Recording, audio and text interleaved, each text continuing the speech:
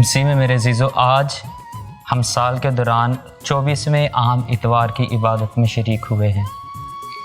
आज की पहली तिलावत खुरूज की किताब से ली गई है, जिसमें हम देखते हैं कि बनी इसराइल अपने लिए एक ढाला हुआ बछड़ा बनाते हैं और उसको सजदा करते हैं।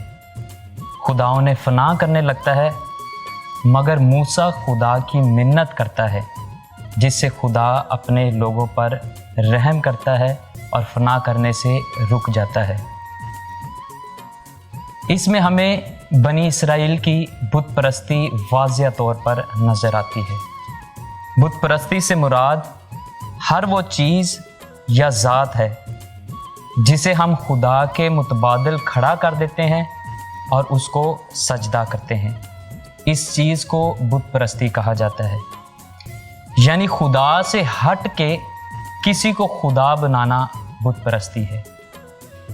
मज़ीद वाज़ेह अल्फाज में कहा जाए तो बुत परस्ती के ज़मरे में हर वो चीज़ या ज़ात हस्ती आती है जो खुदा की इबादत करने के रास्ते में रुकावट साबित हो। लेकिन अगर कोई चीज़ या ज़ात हमें खुदा की तरफ ले जाए, हमारा ध्यान खुदा की तरफ मतवज्जो कर दे, हमें खुदा को देखना सिखा दे, तो वो बुत परस्ती नहीं। आज मरियमाबाद में ज़ियारत का आखिरी दिन है और आजकल जो मुक़द्दसा मरियम के इनकारी हैं, इसी बात पर जोर दे रहे हैं कि ये बुत परस्ती है, ये गलत है। मगर याद रहे कि हम मुक़द्दसा मरियम की इज़्ज़त ताज़ीम ज़रूर करते हैं, लेकिन उस माँ को हम खुदा की ज़ात के मुतबादिल खड़ा करके उसकी इबादत नहीं करते, उसे सजदा नहीं करते, बल्कि वो तो खुद खुदा तक पहुँचने का यकीनी ज़रिया है। वो तो अपने खुदा की पक्की और सच्ची शागिर्दा थी और उसकी शरीयत पर कामिल भरोसा रखने वाली खातून थी। उसने हाँ कहा और अपने खुदा को बुलंद किया। उसने खुद कहा, देख मैं खुदावंद की बंदी हूँ। उसने खुद जिंदा खुदा की शरीयत को अपने दिल में हिफ्ज़ किया। उसकी खुद की इबादत उस जिंदा खुदा की तरफ थी जो कहती है कि मेरी जान खुदावंद की बढ़ाई करती है। उसने खुद उस खुदा के सामने अपनी पस्त हाली जाहिर की। फिर यह कभी भी मुमकिन नहीं था कि वो अपने आप को खुदा के मुतबादिल खड़ा कर लेती, या हम कैथोलिक ईमान रखने वाले उस माँ को खुदा के मुतबादिल खड़ा कर लें। इसलिए हम सिर्फ मुक़द्दसा मरियम की इज़्ज़त और ताज़ीम करते हैं, ना कि उसे खुदा के मुतबादिल खड़ा करके उसकी इबादत करते हैं। लेकिन आज के दिन तक और आने वाले ज़मानों तक मुक़द्दसा मरियम मुबारक ज़रूर कहलाई जाएगी, क्योंकि उसके वसीला से खुदा का कलमा जो खुद खुदा है दुनिया को मिला है। मुक़द्दस अगस्टीन फरमाते हैं कि दुनिया तो इस काबिल ही नहीं थी कि बराह रास्त खुदा के हाथों से खुदा के बेटे को हासिल करे। इसलिए खुदा ने अपना इकलौता बेटा मुक़द्दसा मरियम के हाथों में सौंपा, ताकि जिस किसी ने उस बेटे को खुदा के बेटे को हासिल करना है वो मुक़द्दसा मरियम के हाथों से हासिल करे। इसलिए हम मुक़द्दसा मरियम की इज़्ज़त और ताज़ीम करते हैं, क्योंकि उसके हाथों से हमें खुदावंद यीशु मसीह खुदा मिलता है और उसकी सिफारिश से वक्त अगर ना भी हो तो भी खुदावंद यीशु मसीह लोगों की ज़िंदगियों में अपना जलाल ज़ाहिर करता है। हमें तो मुक़द्दसा मरियम का शुक्रगुज़ार रहना चाहिए, क्योंकि उसने अपनी आँखों के सामने अपने बेटे को इंसानियत के लिए कुर्बान होते देखा।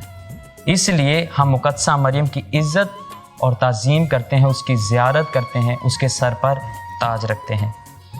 आज की इंजील मुक़द्दस में हमें मुसरफ बेटे की तमसील का जिक्र मिलता है।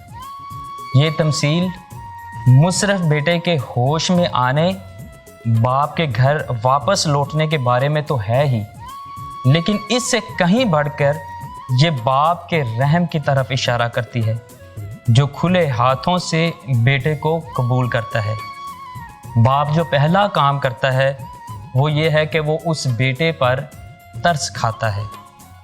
یقینی طور پر ہمارا خدا، ہمارا باپ رحم دل باپ ہے۔ ہم کبھی بھی اس بات کو نہ بھولیں، جو کچھ بھی ہیں اس خدا کے الہی فضل کے ساتھ ہیں۔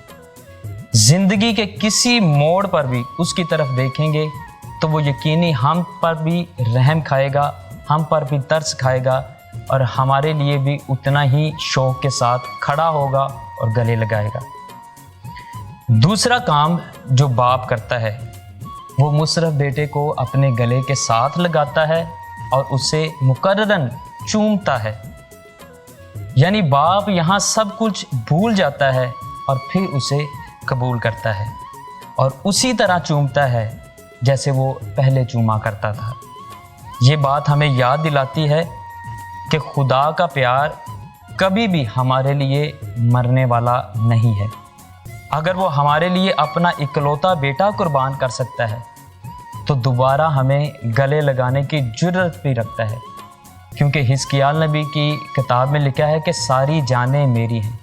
وہ اپنی ہر ایک جان کی قدر بھی کرتا ہے، انہیں گلے بھی لگاتا ہے، چومتا بھی ہے اور انہیں قبول بھی کرتا ہے۔ آخر میں باپ وہی شان و شوکت اپنے بیٹے یعنی مصرف بیٹے کو دوبارہ مہیا کر دیتا ہے۔ یہ بات ہمیں بتاتی ہے کہ باپ ساری اس کی بدی کو ڈھانپ کر وہی روب اور شان اسے دوبارہ مہیا کر دیتا ہے۔ ضرورت محض اس بات کی ہے کہ ہم اس کی طرف لوٹیں اور اپنے آپ کو حلیم بنائیں۔ اگر ہم اس کی طرف لوٹیں گے، واپس جائیں گے، اپنے باپ کو دوبارہ ملنے کے لیے دوڑیں گے اور اپنا آپ حلیم بنائیں گے، تو خدا کا کلام بھی اس بات کی گواہی دیتا ہے۔ امثال کی کتاب میں لکھا ہے کہ جو کوئی اپنے آپ کو حلیم بناتا ہے اس کا اجر عزت، دولت اور شہرت ہے۔ آئیں ہم مقدسہ مریم کے گلے کے ساتھ ہمیشہ لگے رہیں، ہمیشہ مقدسہ مریم کی تعظیم اور عزت کرتے رہیں اور مصرف بیٹے کی طرح ہوش میں آ کر اپنے باپ کے پاس دوبارہ لوٹیں، تاکہ وہ ہمیں گلے لگا سکے، ہمیں چوم سکے اور ہمیں قبول کر سکے۔ مسیح خداوند کے وسیلہ سے آمین۔